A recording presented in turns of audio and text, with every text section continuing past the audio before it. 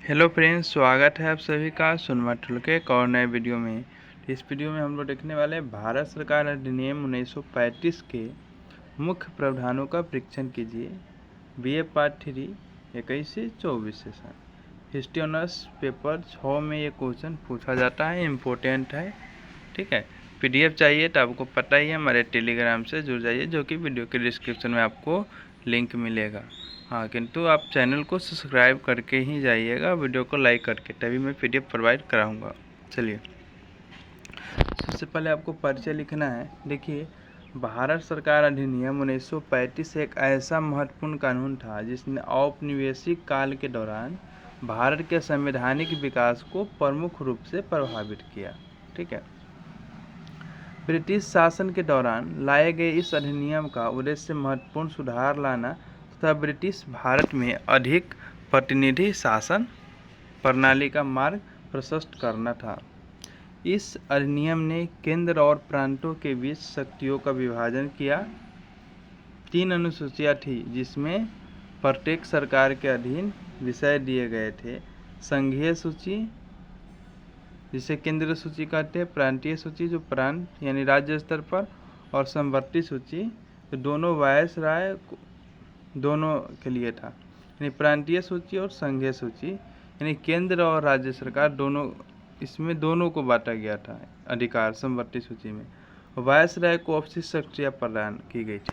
तो ऐसा है कि देखिए कि वायसराय जो थे ये सबसे बड़े, इस अधिनियम जब आया 1935 तब भी, जब 1919 का अधिनियम आया तब भी वायसराय का जो पद था वो सबसे बड़ा था ही। उसके बाद देखिए 3 सूची में बांट दिया गया कानून को, है ना।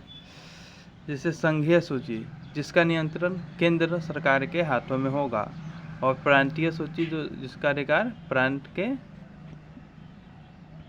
पास होगा, और समवर्ती सूची में दोनों रहेंगे। ठीक है, यानी कुछ ऐसे चीज़ है, विषय है जो समवर्ती सूची में रख दिया गया ताकि दोनों लोग इस पे कानून बना सके। प्रांत के अर्थात अभी के हिसाब से देखिएगा तो मुख्यमंत्री भी और मोदी जी यानी केंद्र सरकार भी दोनों अपना इस पे बना सके कानून। तो इस तरह से आगे अन्य भी चीज़ था जो हम लोग नीचे देखने वाले हैं। जैसे कि देखिए, भारत सरकार अधिनियम 1935 के मुख्य प्रावधान निम्नलिखित हैं।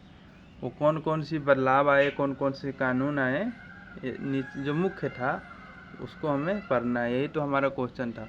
तो देखिए, प्रांतीय स्वायत्तता और केंद्र सरकार में द्वैध शासन, फिर द्विसदनीय विधायिका, संघीय न्यायालय, भारतीय परिषद और मताधिकार और पुनर्निर्माण, ये सबको आपको डील करना होगा क्योंकि बीए के क्वेश्चन है। यदि आपका 12th का होता तो इतना ही काफ़ी था, है ना।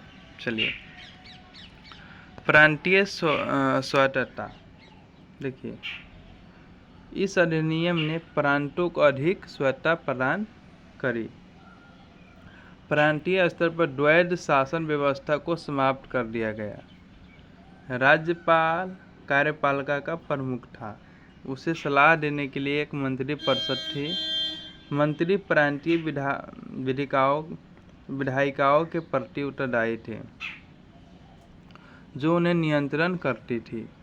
विधायिका मंत्रियों को हटा भी सकती थी। हालांकि राज्यपाल के पास अभी विशेष आरक्षित शक्तियाँ बरकरार थी। ब्रिटिश अधिकारी अभी भी किसी प्रांतीय सरकार को निलंबित कर सकते थे। यानी एक जो राज्य को, प्रांत को चलाने के लिए एक विधायिका का गठन किया गया। ठीक है, विधानसभा ही मान लीजिए, इसका प्रमुख होता था कार्यपालिका। कार्यपालिका के अंतर्गत विधायिका होगा और विधायिका के अंतर्गत मंत्रिपरिषद होगी। ठीक है, और मंत्रिपरिषद को जब चाहे विधायिका हटा भी सकती है। ठीक है, और इन तीनों को कौन हटा सकती है, तो ब्रिटिश सरकार। तो इस तरह से प्रांतीय स्वायत्तता दी गई थी इस कानून के अंतर्गत। देखिए, द्वैध शासन केंद्र में, ठीक है। संघीय सूची के अंतर्गत विषयों को 2 भागों में विभाजित किया गया, आरक्षित और हस्तांतरित। ठीक है।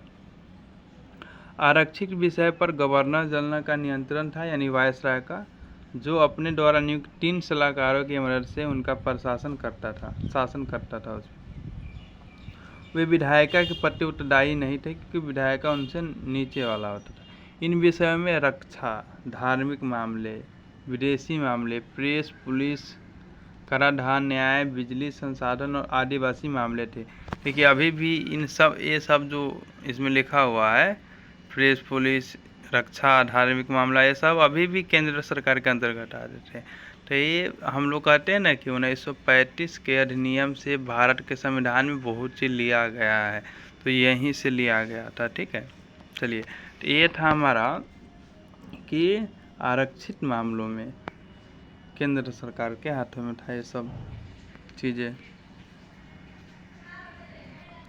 अब हस्तांतरित विषयों पर देखिए, विषयों पर प्रशासन, गवर्नर जनरल और उनके मंत्रिपरिषद, जो कि 10 से अधिक नहीं होंगे, द्वारा शासन किया जाता था। परिषद को विधानमंडल के साथ विश्वास में काम करना होता था। इस सूची में स्थानीय सरकार यानी प्रांत का सरकार, वन, शिक्षा, स्वास्थ्य आदि विषय पे प्रशासन करते थे, यानी शामिल थे। हालांकि गवर्नर जनरल को हस्तांतरित विषयों में भी हस्तक्षेप करने की विशेष शक्तियाँ प्राप्त थी। वो तो हराएगा ही, क्योंकि उसमें ब्रिटिश का शासन था। तो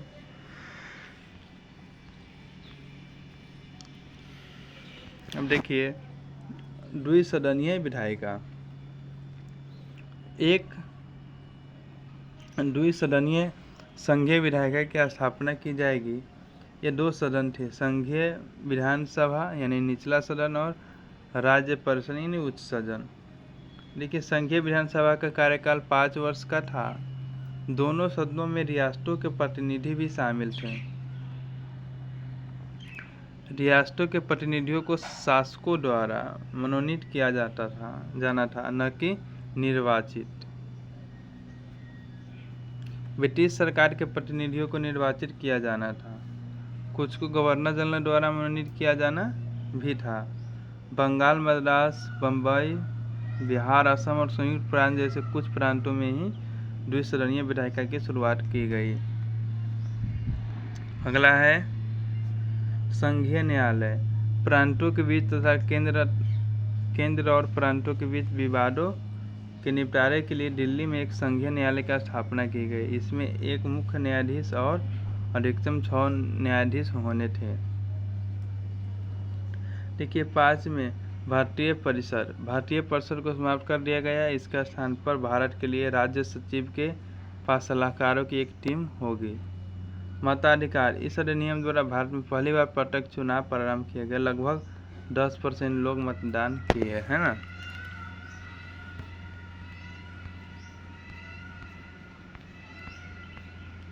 अगला है देखिए हमारा पुनर्गठन।